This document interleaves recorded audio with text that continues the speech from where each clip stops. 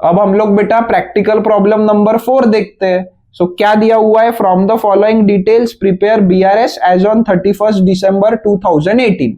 सो bank reconciliation statement. अब सबसे पहले हमें क्या करना है, वर्किंग नोट प्रिपेयर करना है।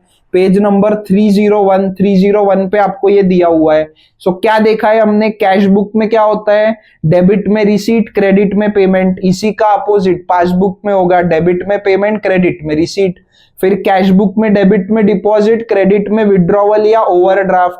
इसी का अपोजिट पासबुक में डेबिट में विड्रॉवल या ओवरड्राफ्ट और क्रेडिट में डिपॉजिट।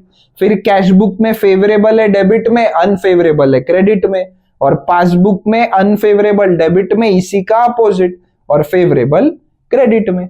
ठीक है, ये वर्किंग नोट आपको अच्छे से प्रिपेयर करना है। अब पहला क्या दिया है, bank overdraft as per cash book. So cash book में दिया है bank overdraft. So bank overdraft यहां पे होता है क्रेडिट में, तो हमें क्या करना पड़ेगा, मतलब ये क्रेडिट बैलेंस है। So bank overdraft as per cash book ये क्रेडिट होता है, इसलिए क्रेडिट कॉलम में हम लिखेंगे 48,450 रुपीज। देखो आपको रटना पड़ा क्या, कुछ भी नहीं, यहाँ पे क्या है, सिंपल है, bank overdraft as per cash book. So cash book में गए, ओवरड्राफ्ट क्रेडिट में होता है, इसलिए हमने क्रेडिट से शुरू कर दिया। सो क्रेडिट कॉलम में लिख दिया 48,450। उसके बाद नेक्स्ट दिया हुआ है हमें bank charges for SMS alert 370 were debited in passbook but not recorded in cash book. So bank ने पासबुक में क्या किया है, डेबिट किया है 370 रुपीज का, क्योंकि ये पेमेंट है। तो पासबुक में क्या हुआ है, पेमेंट का डेबिट इफेक्ट गया है। अब हमें कैश बुक में रिकॉर्ड करना है, तो अगर पासबुक में डेबिट हुआ है तो कैश बुक में पेमेंट ये क्रेडिट होगा। तो अभी हमें क्रेडिट करना पड़ेगा, तो बराबर ये अपोजिट आना चाहिए, है ना, क्योंकि ये अपोजिट होता है। बैंक में अगर पासबुक में पेमेंट डेबिट में, तो कैश बुक में पेमेंट क्रेडिट में होता है। दोनों के लिए ये ट्रांजैक्शन एग्जैक्टली अपोजिट है। तो कैश बुक ये बिजनेस के पॉइंट ऑफ व्यू से बनता है, पासबुक ये बैंक के पॉइंट ऑफ व्यू से बनता है, इसलिए दोनों ये अपोजिट होता है। ठीक है, तो बैंक ने 370 रुपीज डेबिट कर दिया, 370 वेयर डेबिटेड इन पासबुक। तो अभी हमें कैश बुक में क्रेडिट करना पड़ेगा, तो क्रेडिट कॉलम में लिख देंगे 370 और यहां लिख दो bank charges debited in passbook. पूरा लिखना है तो पूरा लिखो, ऐसा लिखना है तो ऐसा लिखो। ठीक है, अब नेक्स्ट क्या दिया हुआ है, interest on overdraft ₹2,870 did not appear in cash book. अब ओवरड्राफ्ट पे इंटरेस्ट लगा रहा है बैंक। ठीक है, बैंक ओवरड्राफ्ट मतलब जो लोन लिया हुआ है उस पे इंटरेस्ट लग रहा है। तो मुझे सबसे पहले तो ये बताओ, ये रिसीट रहेगा या पेमेंट रहेगा, वहां से शुरुआत है। तो लोन लिया हुआ है हमने, तो हमें इंटरेस्ट पे करना पड़ेगा, तो ये क्या रहेगा, पेमेंट रहेगा। तो बैंक ने पासबुक में डेबिट किया हुआ है, पेमेंट का इफेक्ट दिया हुआ है। ठीक है, बैंक ने डेबिट किया हुआ है, बट कैश बुक में अभी तक वो क्रेडिट नहीं हुआ, इसलिए हमें कैश बुक में अभी क्रेडिट करना पड़ेगा। ठीक है, सो पासबुक में 2870 ये पेमेंट का इफेक्ट है, इसलिए डेबिट हुआ है। कैश बुक में इफेक्ट देना बाकी है पेमेंट का, इसलिए अभी हम क्रेडिट करेंगे। सो क्रेडिट कॉलम में लिखेंगे 2870 रुपीज और यहां लिख देंगे interest on overdraft did not appear in cash book. ठीक है, नेक्स्ट देखो, अब अ bill for 12,000 discounted with bank appears in cash book at full amount. हमने जो बिल डिस्काउंट किया 12,000 का, वो फुल अमाउंट पे कैश बुक में दिख रहा है, but bank has deducted 200 discounting charges. मतलब बैंक ने क्या किया, 200 रुपए डिस्काउंटिंग चार्जेस लगाया है। तो अब बैंक ने डिस्काउंटिंग चार्जेस लगाया है, तो वो रिसीट है या पेमेंट है?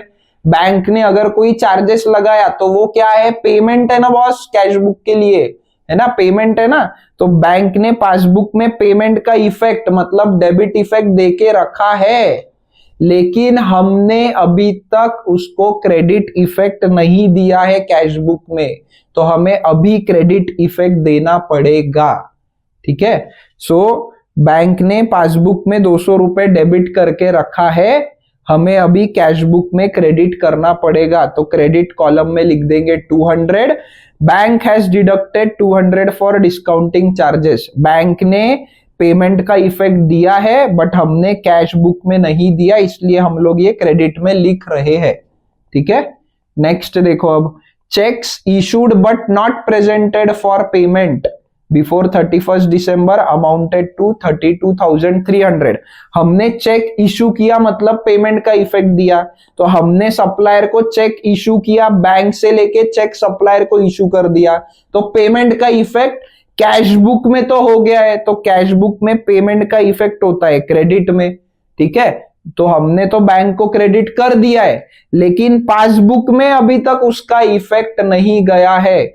कैश बुक में पेमेंट का इफेक्ट क्रेडिट हुआ है, तो पासबुक में पेमेंट का इफेक्ट डेबिट करना बाकी है, तो हमें अभी डेबिट करना पड़ेगा। ठीक है, तो क्या हुआ है, कैश बुक में हमने पेमेंट, क्योंकि check issued but not presented for payment, मतलब हमने चेक इशू किया मतलब पेमेंट का इफेक्ट कैश बुक में दे दिया, बट वो अभी तक पासबुक में रिकॉर्ड नहीं हुआ है, तो हमें डेबिट इफेक्ट देना पड़ेगा। तो डेबिट कॉलम में लिखेंगे 32,300, पर्टिकुलर्स में लिखेंगे cheques issued but not presented. Next दिया है बेटा, cheques amounting to 24,000 deposited into bank but only a cheque of 8,000 was collected by bank. मतलब हमने कस्टमर से चेक रिसीव किया और बैंक में डिपॉजिट कर दिया, तो डिपॉजिट का इफेक्ट दिया है हमने पूरा 24,000 रुपीज का। हमने 24,000 का रिसीट दिखाया है, बट बैंक में अभी तक 8,000 रुपए का ही चेक कलेक्ट हुआ है, तो बैंक ने जो रिसीट का है 8,000 का ही इफेक्ट दिखाया है। अभी तक 8,000 से ही डेबिट यानी क्रेडिट किया हुआ है, तो अभी और 16,000 रुपए से क्रेडिट करना पड़ेगा पासबुक में, तब ये इक्वल आएगा। तो बैंक क्या करेगा, पासबुक में अभी उसको और क्रेडिट इफेक्ट देना पड़ेगा। तो कैश बुक में 24,000 से डेबिट क्यों हुआ है, क्योंकि डिपॉजिट है, हमने डिपॉजिट किया है बैंक में, तो हमने तो 24,000 पे रिकॉर्ड कर लिया, बट बैंक में अभी तक 8,000 ही मतलब ये हुआ है, कलेक्ट हुआ है, तो बैंक ने पासबुक में 8,000 ही क्रेडिट किया है, 16,000 अभी और क्रेडिट करना पड़ेगा, तभी ये टोटल 24,000 आएगा और ये 24,000 आएगा, तभी ये इक्वल आएगा। ठीक है, तो अभी हमें क्या करना है, क्रेडिट करना है, तो हम 16,000 क्रेडिट कॉलम में लिख देंगे और यहां लिखेंगे cheques deposited but not collected.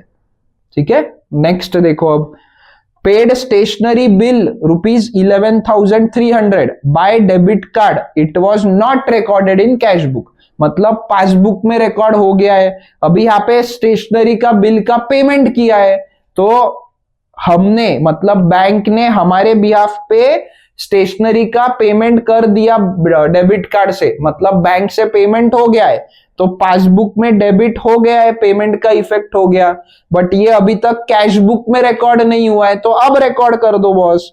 Cash book में पेमेंट ये क्रेडिट होता है, तो अभी क्रेडिट कर दो 11,300 से, तो वो दोनों टैली हो जाएगा। ठीक है, सो पासबुक में क्रेडिट हुआ है, सॉरी डेबिट हुआ है, क्योंकि ये पेमेंट है, पेड स्टेशनरी बिल, तो पासबुक में पेमेंट का इफेक्ट मतलब डेबिट हुआ है 11,300 से, अभी वो कैश बुक में हम रिकॉर्ड करेंगे, तो पेमेंट का इफेक्ट आएगा 11,300 क्रेडिट में, तो क्रेडिट कॉलम में हम लिख देंगे 11,300 और यहाँ पे लिख देंगे paid stationery bill by debit card. ठीक है, सिंपल है। अब क्या करेंगे, क्रेडिट का टोटल और डेबिट का टोटल। सो क्रेडिट का टोटल बड़ा आ रहा है, तो बड़े में से छोटे को माइनस करेंगे और अमाउंट आएगा 46,890, वो हम डेबिट में लिख देंगे। क्यों, क्योंकि क्रेडिट और डेबिट का टोटल एंड में इक्वल आना चाहिए, उसके लिए हमें डेबिट में लिखना पड़ेगा। तो हमने शुरू किया था कैश बुक से, अब हम खत्म करेंगे पासबुक पे। तो debit balance as per passbook है, सो पासबुक में डेबिट बैलेंस ये ओवरड्राफ्ट होता है, इसलिए यहाँ पे लिखा है bank overdraft as per passbook. 46,890 rupees का ओवरड्राफ्ट है पासबुक के हिसाब से। अब एडलेस वाले मेथड में इसको कन्वर्ट करना है, तो हमने क्रेडिट से शुरू किया, तो सारे क्रेडिट वाले ऐड हो जाएंगे और डेबिट वाले लेस हो जाएंगे।